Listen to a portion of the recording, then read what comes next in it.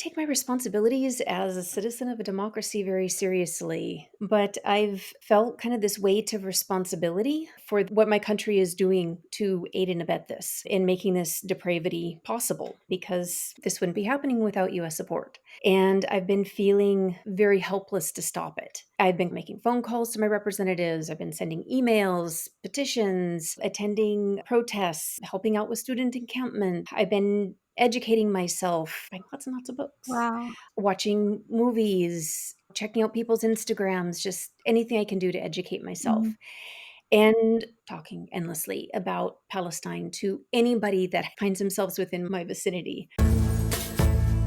Welcome to Learning to Listen to Palestine, where stories come alive and hearts connect. Each week, your host, Lanny Lanchester, will dive into the untold histories, powerful narratives, and insightful interviews that bring us closer to understanding Palestine. Ready to be educated, empowered, and motivated? Let's get started.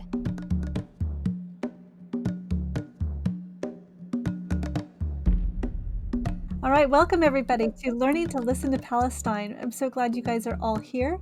And today I have an amazing guest and an amazing friend that I just recently got to meet. And we met but when we went to see Munther Isaac speak at a little church in Berkeley. He is a Palestinian Christian from Bethlehem, from the Church of the Nativity. Can you imagine? From the Church of the Nativity. And I've been following him for many months, for more than a year really, as I have been learning to listen to Palestine and as I was researching for my book and trying to understand what was going on in Palestine. I started reading Munther Isaac. But the amazing thing was afterwards, as I turned around and I said, I'm really looking for my people. Sharing this message about Palestine, especially among Christians, is a very lonely business. And then afterwards, Lisa came up to talk to me. This is Lisa, and I'm gonna let you say your last name for me because it's going to take me a while to get that Adhikari. one off. And what is amazing about Lisa, so many things actually, but I had just recorded a podcast. So the podcast, 2 podcasts ago, I talked about some of the things of the settler violence against the Palestinians in the West Bank. And I was showing what does modern Zionism look like. And I showed this video of these American activists who had gone to escort the Palestinian farmers to their land to give them protection, because if they were there, perhaps this would give the farmers some protection. But the Palestinians were attacked and the Americans were attacked by the settlers with really big clubs. And when I met Lisa, she was telling me her story, and I went, I saw that. That's on my podcast. So, Lisa, would you like to introduce yourself? Hi. Thank you so much. Yes, my name is Lisa Adhikari, and I went to the West Bank, spent 3 weeks over there. And yes, I did get beaten up by settlers. Yes, and you were showed me your bruises, and we took pictures of it. I'll put those pictures in the show notes. But the bruises were still fresh and I saw that happen in that video. And so I was amazed to meet you and all the places that we could be together and the timing, because you could have gone. Munther Isaac is all over the United States, but we both went to the same church at the same time and got to meet each other. That was just amazing to me. Can you share what initially motivated you to travel to Palestine and to this village and with these farmers? Wow. Yeah. So, like the rest of the world, I've been watching in horror as a genocide has been live streamed across the internet by both the people experiencing the genocide and the people committing the genocide. And also increasing videos also coming out on brutality happening in the West Bank. And I guess I take my responsibilities as a citizen of a democracy very seriously. but I've felt kind of this weight of responsibility for the what my country is doing to aid and abet this in making this depravity possible because it this wouldn't be happening without US support. And I've been feeling very helpless to stop it. I've been calling, making phone calls to my representatives. I've been sending emails, petitions, attending protests, helping out with student encampments. I've been educating myself, buying lots and lots of books, Wow. watching movies, checking out people's Instagrams, just anything I can do to educate myself. Mhm. And talking endlessly about Palestine to anybody that finds themselves within my vicinity. And I was feeling very frustrated and futile, and this it was just building up. And I saw a post come up about traveling to the West Bank. And I was like, okay, I can do this. I'm strong. I think I want to do this and actually see for myself what's going on. And so I took some deep breaths, found out more about it and talked to my husband and I went to the West Bank. Wow. What were your expectations before arriving? And Hmm. did the reality of the situation differ from what you were expecting? Oh boy. So I felt very intellectually prepared. It's like I read all the right books, I was watching all the right Instagram channels, watching the right YouTube videos, talking to people, going and listening to talks given by Palestinians about their experiences, about what their families have been going through. So I felt very intellectually prepared. Mhm. But honestly, to actually confront and have that very tactile experience of my first experience going through a checkpoint where cocky, entitled teenagers are sauntering about with their big guns and stopping cars and bullying people, who are, their parents and grandparents' age and just being who are trying to go about their daily lives, their daily business, going to visit a friend, going for a doctor appointment, things that we just take for granted. Palestinians don't get to take those things for granted. I mean, just this simple thing of, I have to go to a doctor appointment is fraught with the unexpected. And what also really bothered me is just the apparent enjoyment that they seem to get out of just tormenting people. It really blew my mind. That's It's one thing to be intellectually prepared, another thing to have it happen right in front of you. that's really sad. I don't think most of America is really understands the checkpoints. Can you explain Mhm. what a checkpoint is? Oh boy. Um, What did it look like?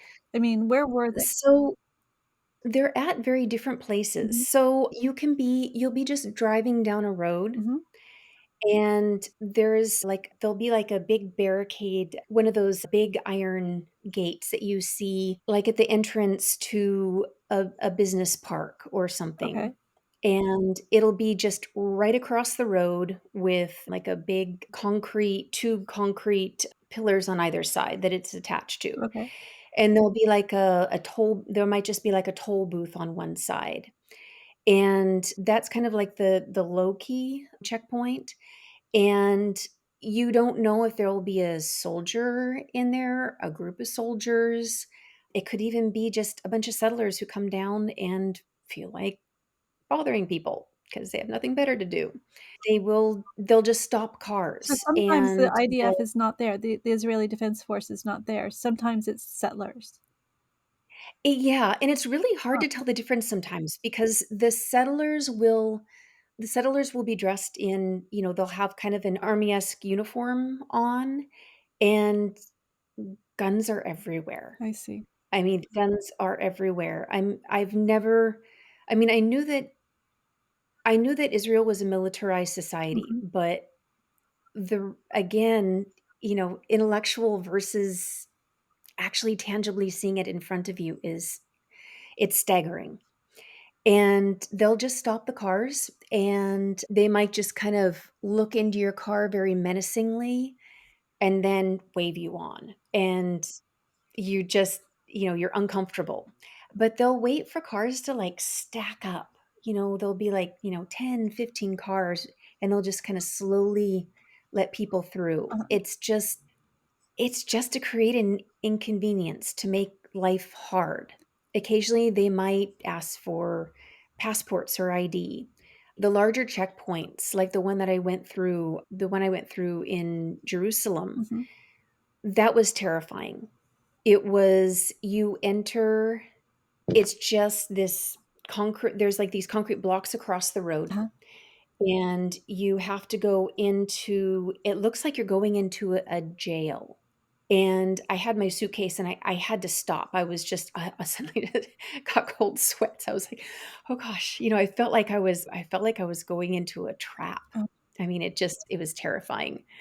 And we went up the stairs and then up another set of stairs and then up another set of stairs, climbing up, and you're having to pull your suitcase along. Mhm. And then you go down into this tunnel, and you have to go through, like, there's like one of those swinging gates, like what you would go through at like the airport, but made of steel. And you have to, kind of pull your stuff through there, and then you get to the other side. And my first thought is, if this is closed down, oh, and there are high towers on either side where they can place, there's equipment looking down at you, and you just feel like you're being watched. It's like going through some dystopian movie or something. And it was a very scary experience. And I'm watching the palace in the so I was able to just go through. Uh-huh. With my American passport, I could go through, but the Palestinians going through the tunnel part, they would have to, I noticed that they were kind of clocking in kind of like a badge or an ID thing as they would come and go through this checkpoint. Being a citizen, an American citizen, with the passport, I didn't have to. But it was so commonplace and so normalized for them. That was another thing that really struck me. I was being struck left and right by all these things. That sounds very similar to me when I've traveled through Israel and Palestine, how often I was just shocked and surprised by things that I didn't know before. But I think your experience was much more harrowing than mine. Can you describe the atmosphere and the level of tension in the areas that you visited? You've started to talk about that somewhat, but particularly in the orchards and the farms that you visited. So I was in a small town called Kusra. Hmm.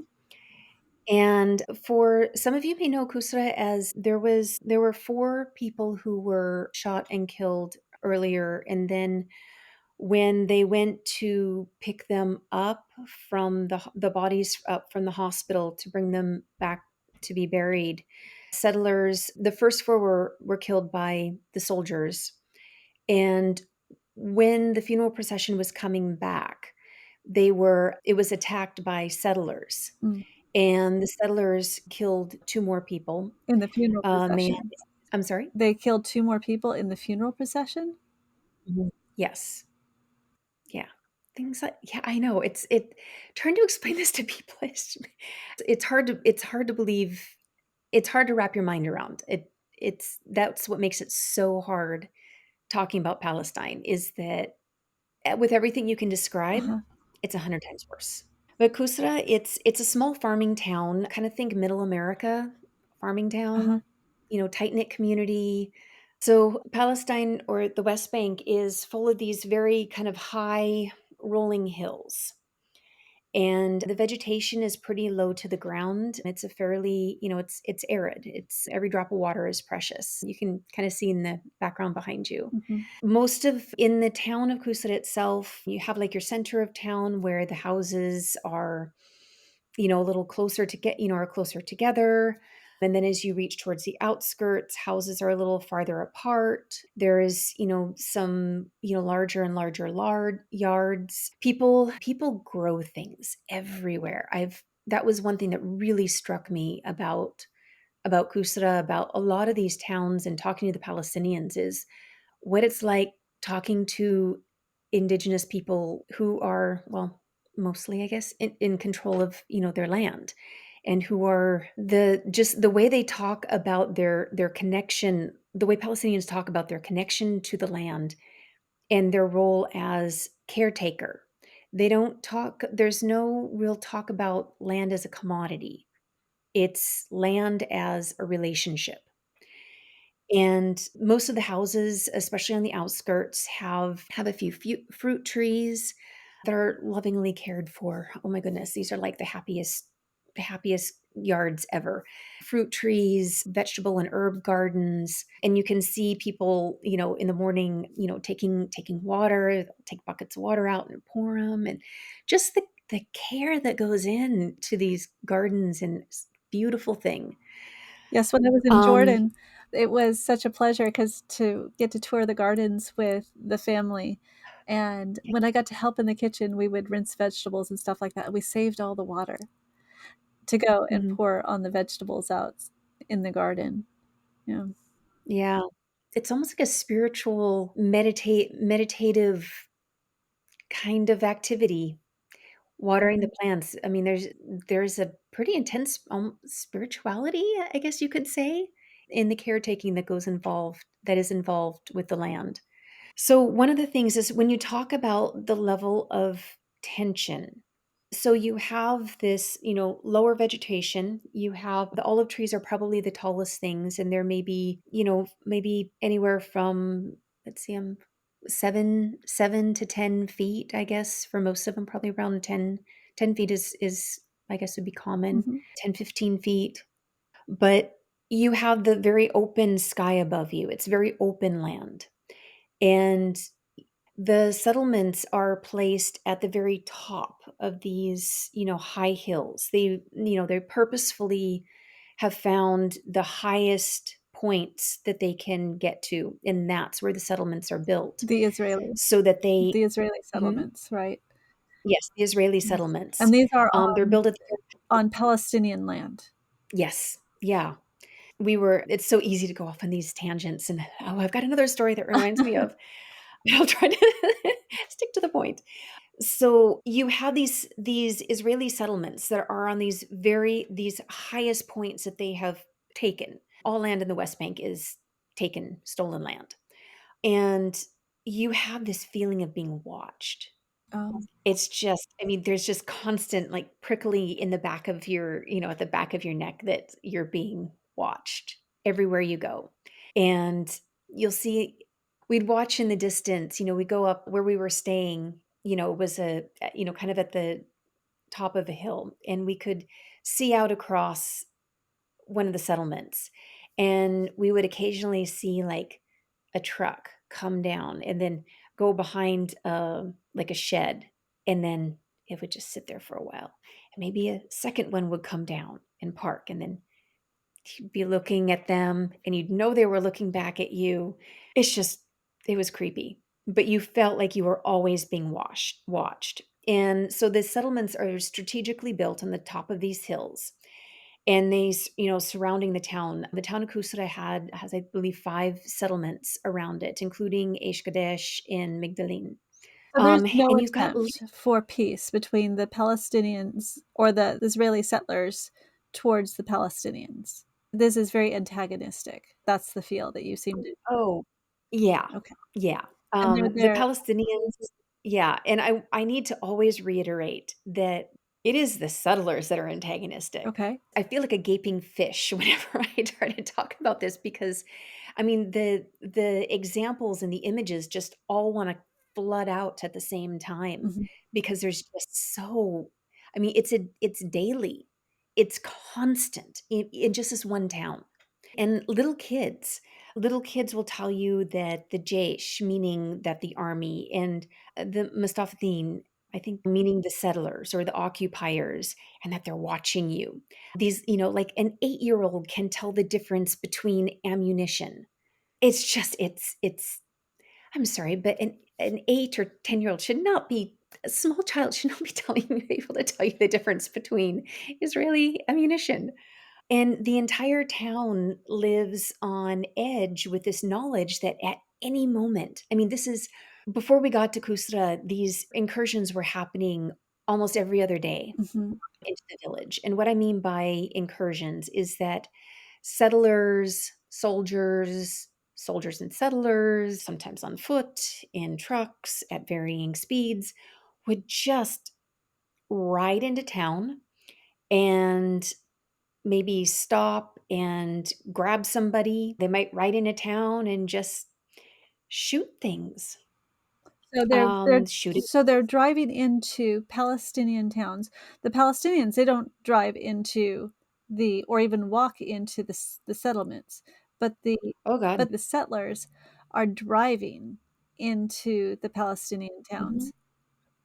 I Yes. didn't know that. Yeah. This is amazing. I thought that there was They're just wow. yeah. Like I said, it's like there's just so much come out. I'm just, I just sit with a gaping jaw sometime while everything wants to pour out. Mhm. So they'll ride into town and they will just I mean, I just last night it happened. They pulled out guns and started shooting at houses, shooting at people, shooting at animals, just shooting. So you saw this Um, last night. How did you see this? so I mean, some of, the friends, some of the people that I went with are still over there, Oh, I and, see. I got to be friends. They send videos, photos, you know, keep all of us updated all the time, and every morning I wake up and I go to bed, check and make sure everybody's okay, wake up in the morning, check my phone again, Oh, "Is everybody okay?" And check and see what happened in the night. so you have this mama's heart for Um, all of them now. ugh, I you know, they're wonderful people. And most of this stuff has "Made in USA" stamped across every gun, every grenade, every bomb that Israel is using. It's yeah, Yes. Just this week, and we approved something like $7 billion more of aid. I don't remember the figure, but it's in the billions of yeah, aid to be sent in the form of weapons. yeah, And so it's important for us to know how these weapons are being used and to mhm, be witnesses. So I'm so thankful that you went. So, as you were escorting the mhm. Palestinians to their land, what were some of the most challenging moments that you experienced? So, I can't overstate the constant barrage of petty destruction that the settlers and soldiers do. Mm, So, Israel claims to be indigenous. We are God's people who have come back to the land, right? yeah, And this is ordained by any number of religious texts. And I spent the level of destruction that I saw these supposed indigenous people committing. It was really hard to be fully present watching all of this. There were because what kind of indigenous people sets ancient olive trees and olive groves on fire? Olive trees are sacred in every religious text coming out of the Abrahamic religions. They are sacred. And the wanton burning and destruction of olive trees. And you see people, talking about, "Oh, donated for the Israelis to plant trees." They're planting European pine trees, which are a fire hazard, after burning down groves of indigenous olive trees. right. They are cutting down. I have picture after picture of ancient olive trees, anywhere from 200 to 500-year-old ancient olive trees being chopped down and preventing the actual indigenous people from setting foot onto the land to take care of their destruction. Yeah, this picture on my book of from learning to listen to Palestine, it is made it was painted by Sliman Mansour, an artist who was depicting the connection of the Palestinians to the land. And often this type of work is work that the Israelis would seize and destroy. They'd burn this artwork even because they don't want to show the Palestinians' connection to the land. But yet, Yeah. even in the biblical text, it says that when you enter the land, don't destroy the trees. It's there. So Yeah. it's very frustrating. to understand Mhm. what this is all about. Can you tell us about the nature of the attacks that you and the Palestinians faced from the Israeli settlers? Because, all of this tension is building, but I actually saw when you were attacked by clubs. Those were some serious clubs, and they were Mhm. swinging wildly at you guys. Yeah, I can verify that the club that hit me was about an inch and a half in diameter, and I know this because the imprint of the club was on my leg. You could measure it. I stuck my finger down and it measured it from here to here. Uh-huh. I can post a picture. So, yes, the I mean, you can see the video. We were very obviously a group of internationals. And at that point when we were attacked, it was just our group of internationals. Oh. The Palestinians were not right there. They had gone back Mhm. when they saw them initially when they saw them coming because we were just there wasn't terribly many of us and didn't know what was going to happen. So it was at that point in that right in that area it was just us. Mhm. And I had actually gone back to take an elderly woman home. She had come to see the devastation of her orchard, and she hadn't seen it since October 7th. Oh. And she had spent every day on that orchard since she was, 14 years old. And we saw this, very elderly woman. She collapsed and just sobbing. Uh-huh. And so I went back with her. I had gone back with her and her son to take her home because we had noticed the settlers and soldiers, we had noticed that they had noticed us and, the people come, Palestinians coming on to the Palestinians' own private land Mhm. and, kind of been, driving along and, giving us the what is it? The My daughter calls it the bombastic side eye as they drove by, and we give it to them back. And so everybody was really nervous. So her son had taken her home and I went with them, just in case they were stopped. Uh-huh. And then I had, and then was driven back to join everyone else. And so I came just moments before the attack started when the one guy was going around and shoving his camera in our faces. And I was recording at the time. I had, put my recording thing on my attached it kind of to my shirt so I would have my arms free. Mhm. And the escalation happened. It's like everything went slow motion. And it went from like at first it was like almost they were almost comical. It was like I said, it was like watching a B movie or something. It was just slow motion, almost comical. And then the escalation, it went from 0 to 1 in seconds. It was I don't know, I guess we kind of thought that they would just maybe record us and then just glare at us for a while and then back Uh-huh. off, just being like a threatening presence. But then they started in on us, like, all of a sudden out of the blue with the clubs. Wow.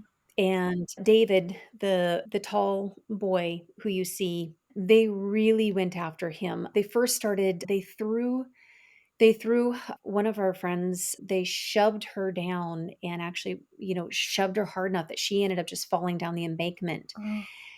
She's Jewish, in her Uh-huh. mid-60s, and I mean, these boys, young men, I don't know, they were masked except for the first one, Uh-huh. were just shoved her down the cliff. It was She ended up getting quite hurt, badly scratched up. You can see her fall. They shoved another one who was recording. She's also older Mhm. down the side. And then they went after David, tall, young, strapping boy. Yeah.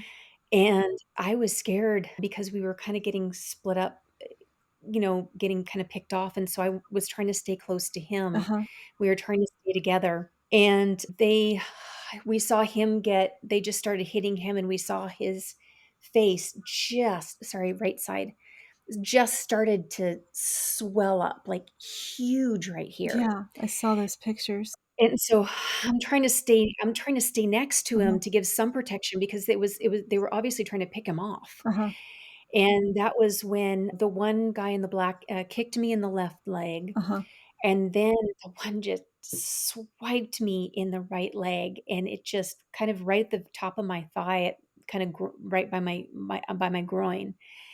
And I couldn't feel, I felt the impact, but just the adrenaline was running through. I kind of felt my leg kind of start to go numb. Mm. I'm a runner. Uh-huh.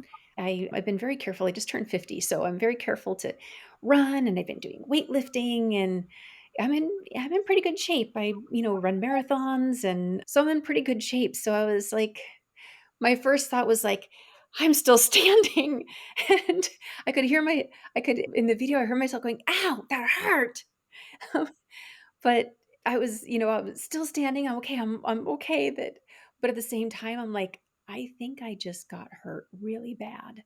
That thought went through, and I was just praying that my leg would stay with me. Yeah. Like what you hear so far? Make sure you never miss an episode show by clicking the subscribe button now. Don't forget to check out Lanny's book, Learning to Listen to Palestine. Now back to the show. How long had you been there when this incident happened?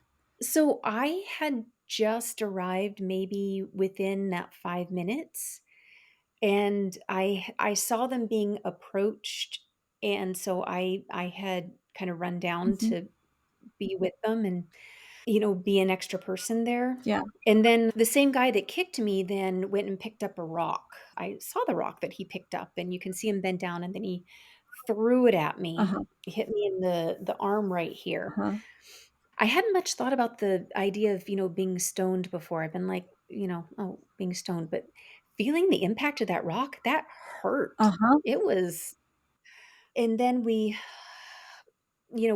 thought that, we initially, you can see in the video where David and I run forward after a time, we thought that we saw them hitting something in the distance, and we didn't know where our friend was that had been shoved down the embankment.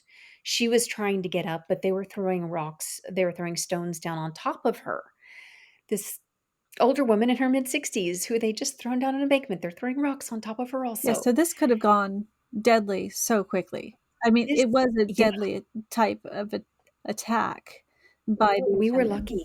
We were terrifyingly lucky. Mm, And, CNN did an interview, and I would like to set the record straight with CNN right now. yes.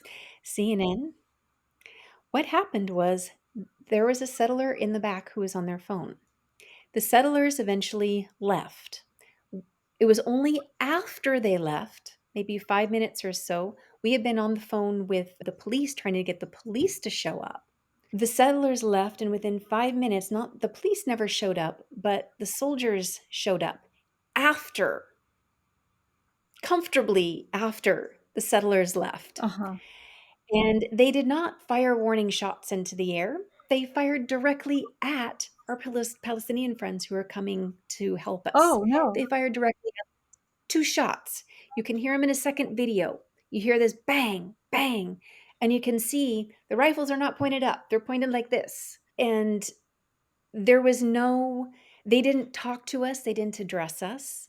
There was no asking us if we were okay. There was no, "Who attacked you?" Yes, CNN got it very wrong.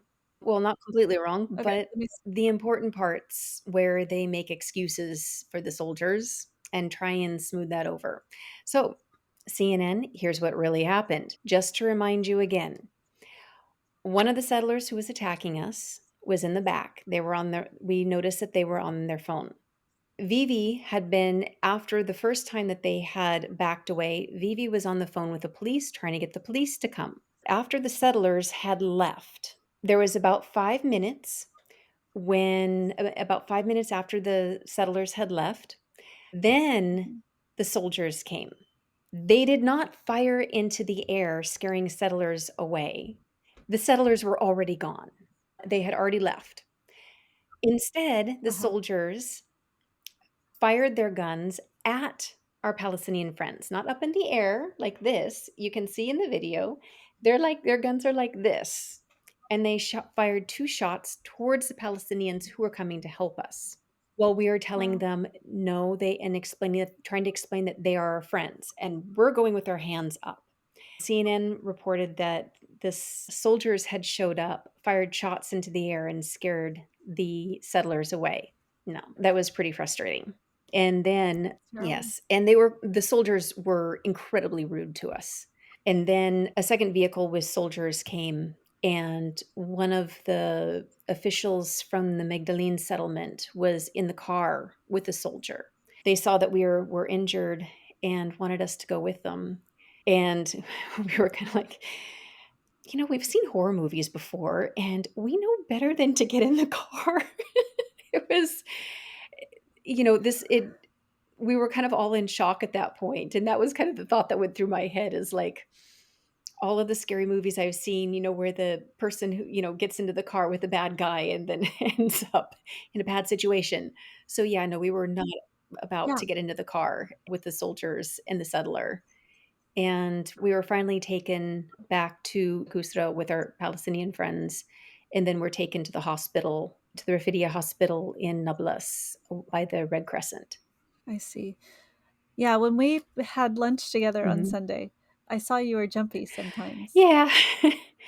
It's Yeah, so after you have how have you been feeling after all of this, even since you've been back in the States? we've all of us we've been talking on the phone and we keep in touch. And we've all been talking about just kind of this heightened awareness, jumpiness. And we've all been talking about how, while what happened to us might seem absolutely crazy and and terrifying, this is like such a small, almost I almost feel embarrassed sometimes to mention it because what the Palestinians go through every day is on such a more massive scale. Just to explain to you the difference, I got beaten with a stick, I got kicked, I had a stone thrown at my arm, I was in the hospital overnight. I'm now into it will be a month on the 21st, let's see, the 16th today. So in another 5 days, it will have been a month since I was attacked. There was a young man, who we met in Kusra. It's a miracle he was alive.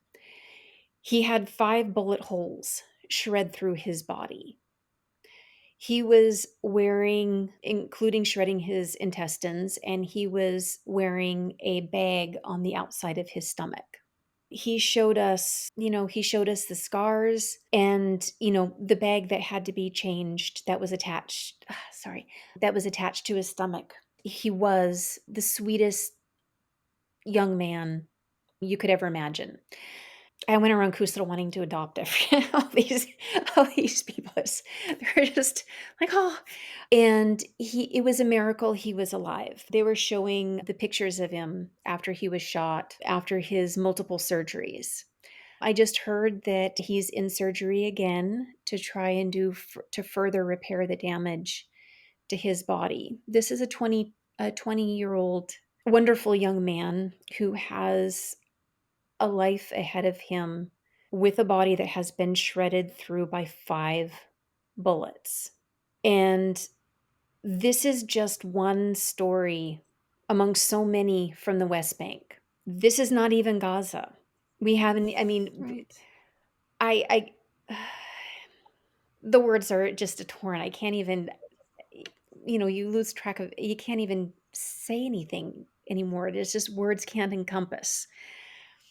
Yes, they say, I could see that you're experiencing some PTSD type symptoms when we were Yeah, together, but but they say that there is no PTSD in Palestine because there's no yeah. post. You are always in it, and you always have to be at this heightened awareness. Continuous traumatic That's stress. where they live. Continuous traumatic stress. It's where PTS. they live. CTS. I Mhm, see. Yeah. So you were there as an act of mhm. solidarity. Did you see other acts of solidarity while you Oh were my there? gosh.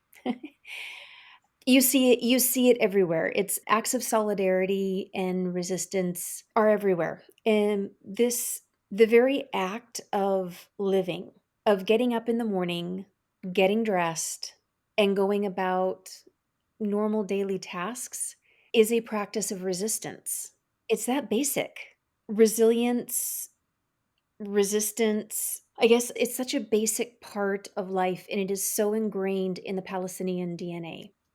Resistance, resistance to occupation is such a raw and powerful form of tenacity with the Palestinians. There is 2 examples of this. There's a kite flying festival in the town. Oh my gosh, I can't remember the town. We'll Okay, put it in we'll the put it in show the show notes. notes. But we went to a kite flying Okay. festival in one of the Uh-huh, neighboring towns, and uh-huh, it was a yearly kite flying festival that, families, uh-huh. kids, you go fly a kite. And the occupation had decided that that could not be allowed. It's like the ultimate killjoys. You cannot, no kite flying for you guys. And so, as one of our big actions that we did, a form of resistance was to just go and hang out so that the town could have a kite flying festival with their families. And on our way there, we were on the road going through a part of a town, and this guy came racing up the road, waving his arms and yelling. And all of a sudden, all the car, we see these cars just turning around and coming back the other way. And our driver told us that we had to turn around because settlers and soldiers were up on the hill firing traffic, firing guns, live ammunition down on cars.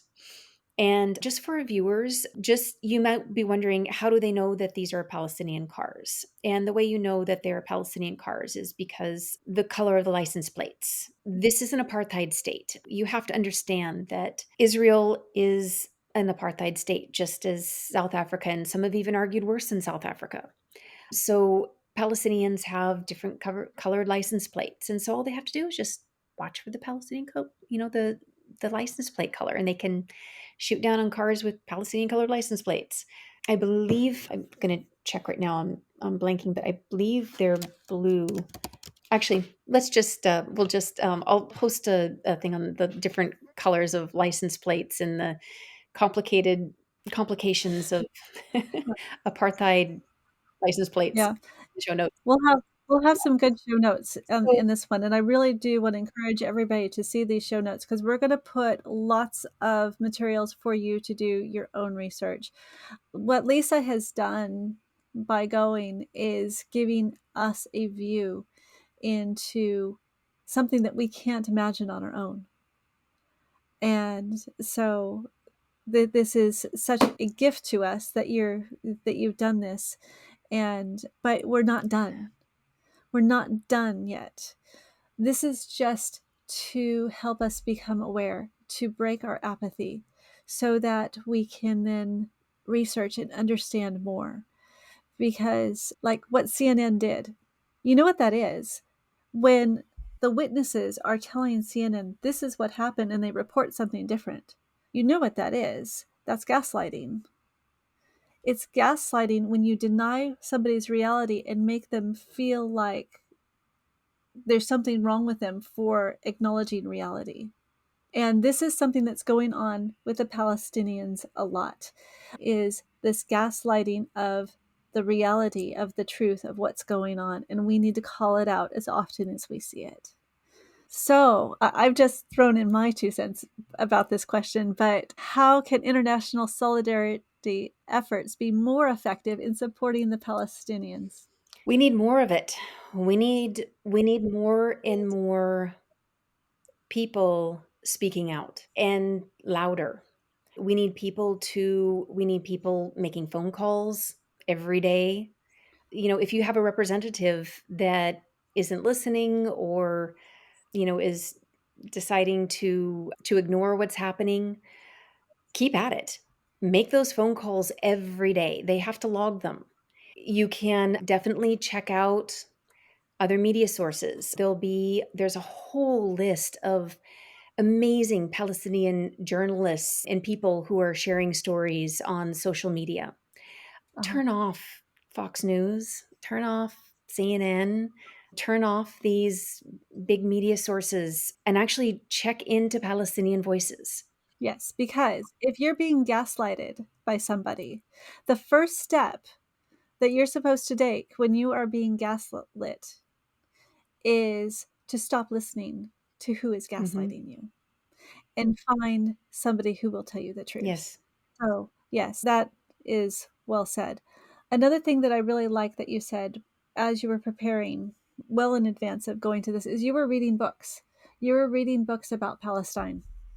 And I brought this up last week. There are so many books about Palestine. And just 5 years ago, I was a person who would not read a book that had Palestine on the front of it, even when it was written by my friend, because I had this apathy in me. And this is the way we are programmed.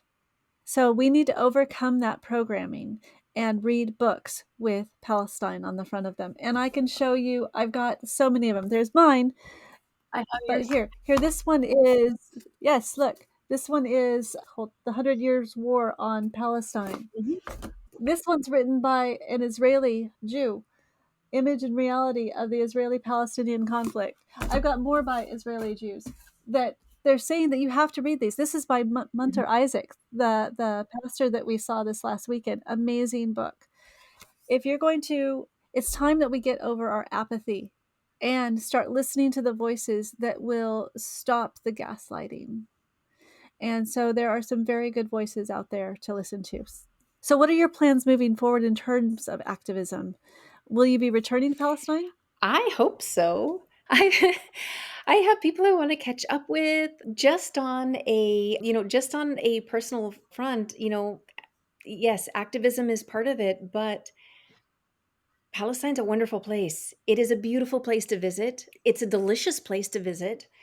It's it's historic.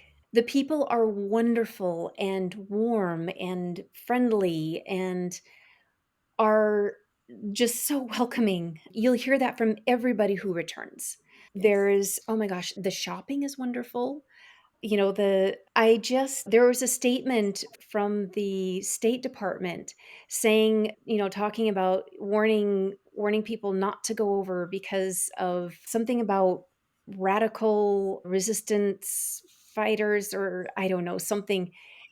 And Oh, yeah, and I'm like, no, that's kind of the wrong the message, only isn't it? thing yeah, no, the only thing you need to be the only thing that is worrisome down there, the only time I ever felt any kind of fear were from the Israeli army and from the settlers. Mhm.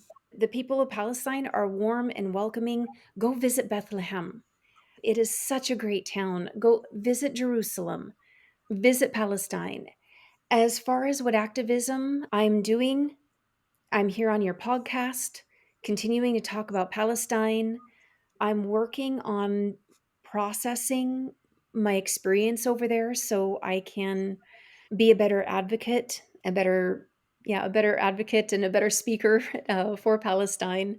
I really am just an ordinary person that decided to take a chance and step out.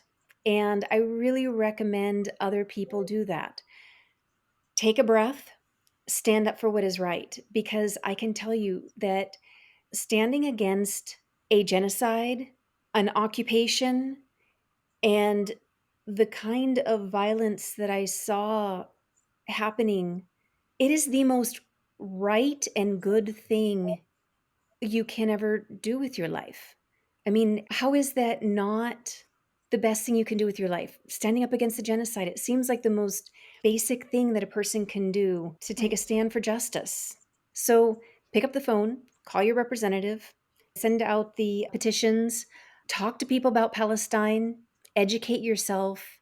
If somebody were to invite you to come and talk to a group, would you go? Yes, I'm trying to learn how to speak to groups of people, which is why I'm here. Yes, I'm So if anybody here is really wanting to have more of this story, contact us through Learning to Listen to Palestine. Through the show notes, that my contact information is there. Both Lisa and I are available to come and teach you more. We could come together. And in fact, I'm inviting Lisa to join me on this podcast and helping me produce this, because I have found such a friend. And so this is the other thing that we need to do, is not only do you need to read a book that has Palestine on the front of it, share what you've learned with somebody else. Don't be apathetic. Share it. Then you need to continue to learn, continue to grow, advocate through our representatives, through others, through your pastors. Tell your pastors that we need to be talking about Palestine. The pastors are scared because this can be very disruptive to the normal. But we are called as Christians to be peacemakers. And that's not praying for peace. That's doing something like Lisa has done. And finally, connect with other people. Don't go at it alone. When you are talking to somebody, find somebody to go with you. And because otherwise this is very lonely. So this is Learning to Listen to Palestine. Do you have anything else that you want to share, Lisa? Other resources or anything that you would really like to ask people to do? I think the one other thing that came to mind is watching what kind of bills are coming up in your state and at the federal level. California has several very, very concerning bills that we've been working against right now. Find out who is behind those bills, and don't be afraid to talk with your representatives. Call them up, demand to be heard. They work for us. I know that they've been, they make us want to think that, we work for them, but no, they're working for us. So yes, keep a watch on your politicians. Great. And so this is Learning to Listen to Palestine. Lisa, I'm so glad you came, and I know we're going to do more conversations like this as we've talked before as we had lunch together, and we just know that there are so many topics. The topics are endless that we need to discuss. The children in Palestine, and this isn't just what we're seeing in Gaza. This is what we're also seeing in the West Bank. The parents. Can you imagine parenting with this constant stress and trauma? What does this mean? So there's so many topics that we want to talk about. And if there's something that you guys want to hear more about, please contact us. We want to hear, because, hey, I have a friend now. We're going to be working together on this. So thank you, Lisa. Yes, thank you. Again, this is Learning to Listen to Palestine. Thank you for tuning in to this enriching episode of Learning to Listen to Palestine. I hope today's stories and insights touched your heart and opened your mind. If you found value in our conversation, please subscribe, leave a review, and share this podcast with friends and family. Your support helps us reach more listeners and foster a global community committed to understanding and peace. Don't forget to explore our book, Learning to Listen to Palestine, for a deeper dive into these poignant narratives. And if you're inspired to take action, join a local group or start one at your library to engage with Palestinian stories firsthand. See our show notes for inspiration. We'll be back next week with more profound stories and thoughtful discussions. Until then, remember to listen, learn, and build bridges. Keep the conversation going and stay connected. Thank you for being part of this journey.